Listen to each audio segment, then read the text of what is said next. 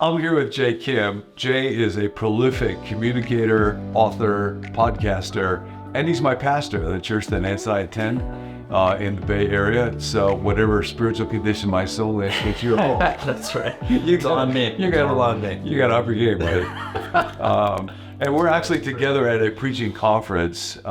Jay just has a remarkable gift to communicate with folks. So I thought I would ask him, would you spend a couple of minutes? We're kind of coming towards the end of the Sermon on the Mount, the greatest, most impactful teaching of all time by the greatest teacher of all time, whatever you think of him. And so I thought, I'd love to hear from Jay, or have you hear from Jay as you think about the Sermon on the Mount. What in particular do you find yourself thinking about? How does it help you? How does it shape your life? So wide open. Yeah. Well, I mean, first of all, thanks for having me out in this little hotel room. Yes, it's a very elaborate studio. The camera's sitting on a wastebasket. We're right in front of the bathroom. So it's like, right. We spare no expense here. That's right. Yeah, I mean, the Sermon on the Mount, I think initially for me, I just found it, one, on the surface, just immensely challenging. I just, my first...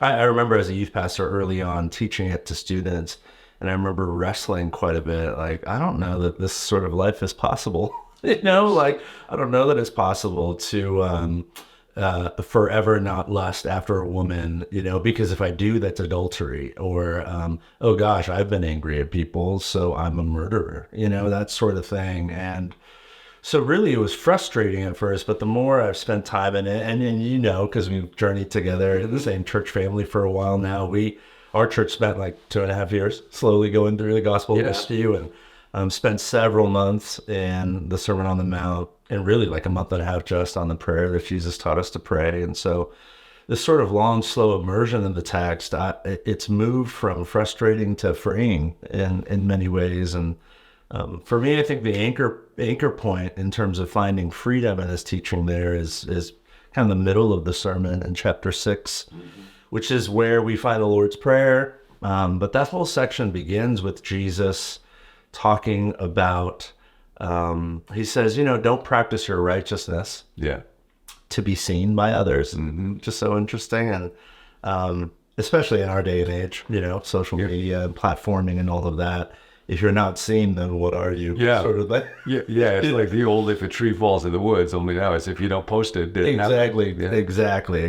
But, that phrase to be seen is like a single Greek word, theatonai, from which we get the word theater. And he talks about, like the hypocrites, and that word was a word for actors, in the Greco-Roman world.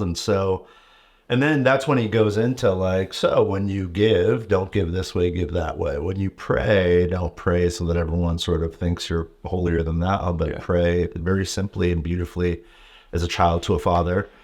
And fast, when you fast, don't fast so that everybody knows you're like really pious and struggling, for the Lord or something.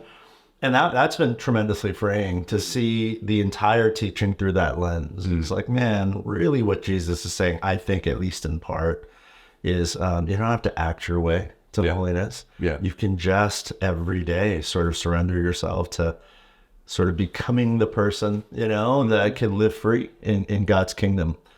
Because his kingdom economy is just so different, than ours. I had a friend that I was talking with the other day who was saying, in one place in the Bible it says pray with each other, and then in other places it says pray secretly. So doesn't it contradict? And to say, no, that Matthew chapter 6 is talking to people who have a problem of trying to live for impression management and getting other people to think that I'm really great. And if you struggle with that problem, then practicing things in secret can be a really good thing to do. Yeah, absolutely. Yeah. I mean, I think the way he begins the sermon, blessed are, and then it's just a bunch of stuff that nobody hashtags blessed on Instagram. That's really good. While they're meek and in mourning, like no one posts a photo from the funeral and says blessed, hashtag, right? Yeah. But that's what Jesus does. And again, it's challenging on the surface, but then the more you think about it, it's like, oh yeah, that's so freeing that there's blessing in the weakness and smallness. And the church ought to be a place where we can bring our weakness and smallness. But I was at a church yesterday, and a woman came up and she could just hardly say the phrase, and it said, my son is incarcerated. Oh, man. And so often in church, it can be a place where people will say of someone, well, all their children are walking with the Lord. Yeah, right. And it's like, that's a good thing. Good for them. I'm really glad. But it's not everybody's story. Yeah. And often just under the surface is the thought, if you just do it the way that I did it, if you just follow the formula, then you will have those kind of results rather than this is the fellowship of the withered hand and we can't and we're messed up. And this is the place where it's okay to come and be messed up. Yeah.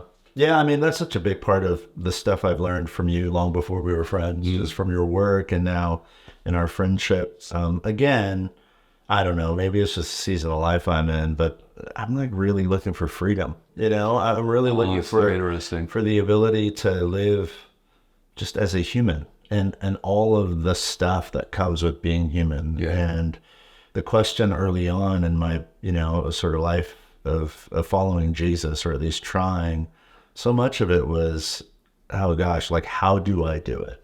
How do I live and move and behave in a particular way that really looks like the life following Jesus? Yeah. Really, it was like on the rubric of just the cultural sort of rubric that I inherited. But Scott McKnight, our mutual friend Scott McKnight, he's got this wonderful commentary on the Sermon on the Mount, and I'm paraphrasing him here, but he says something like, the world is really enamored with achievement and measurement, and but Jesus knows you can like fake all that stuff.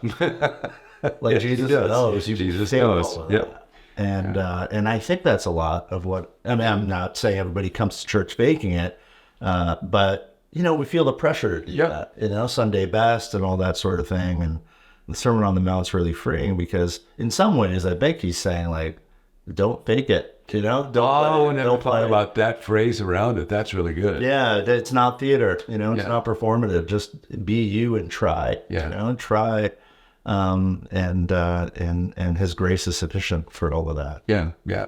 So when you have that sense of I'd like to be freer, what do you do kind of practically to try to live in freedom as opposed to trying to get other people to think how good you are?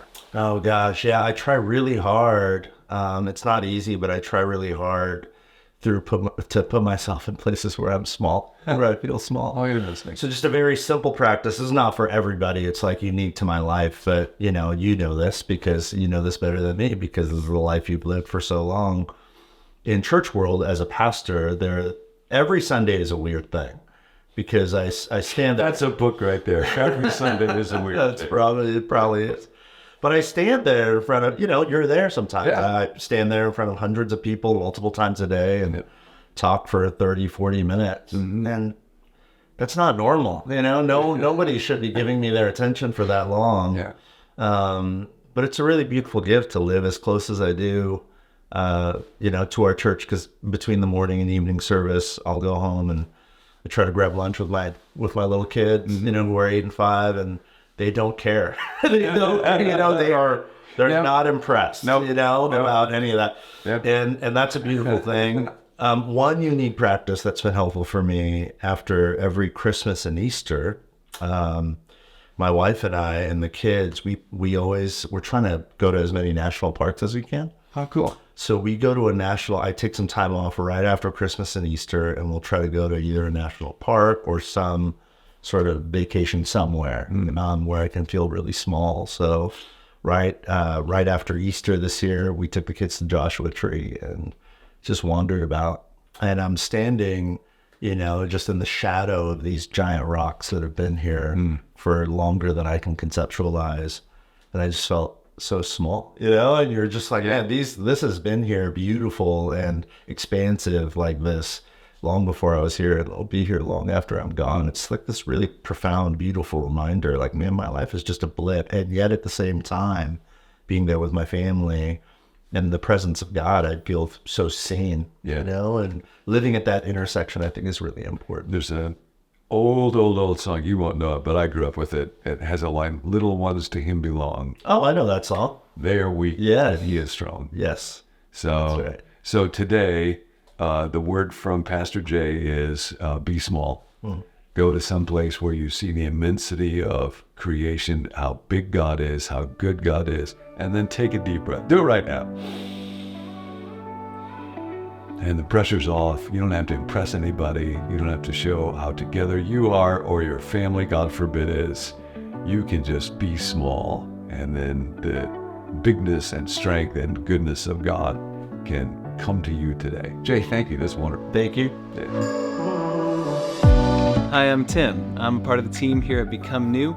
We've so enjoyed this series, Insurmountable, that we've taken all of John's teachings and put them together in the form of a book, an ebook and an audiobook that we're going to offer to all of you for free. It will be on our website next week, so be sure to go to becomenew.com to download it, to listen to it, to read it, to engage with it there. Also, if you're someone who supports Become New financially, as a thank you, we plan to send you a printed copy of that book. Now, if you're not someone who gives, but you want to give, you can go to becomenew.com/give. And if you do that in the next week or two, we'll send you a copy if we have some. And if you're someone who can't give financially, but you still want a printed copy of the book, you can just email me at connect@becomenew.com and we'll do our best to give you a copy if we have one left. We're ordering only a limited supply of these books. It's not a broad release, it's a self-released book.